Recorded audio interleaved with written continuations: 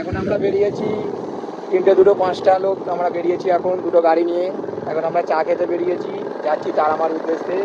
আমি আছি, আমান আছে, আর আমার 3জন বন্ধু আছে, মিকাইল, মনি আর জাহির আছে। আমরা দেখতে থাকবো।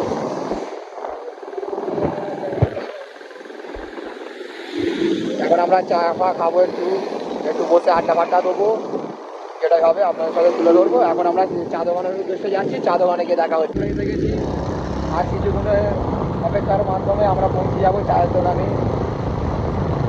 আমরা অনেকটা গাড়ি চালিয়ে ফেলেছি, এই সামনেই চা দোকান, তো আপনারা দেখতে থাকুন। আমরা চা দোকানে পৌঁছে গেছি, দেখুন এই চা দোকানটা হালকা করে দেখি দাও।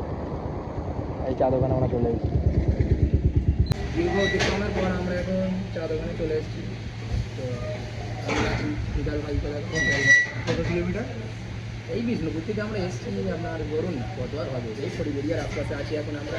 তো চাটা এখন খাচ্ছি, খুবই ভালো লাগছে। চায়ের খাওয়াটা দেখি, চায়ের খাওয়াটা দেখি, আমার বন্ধু এসছে।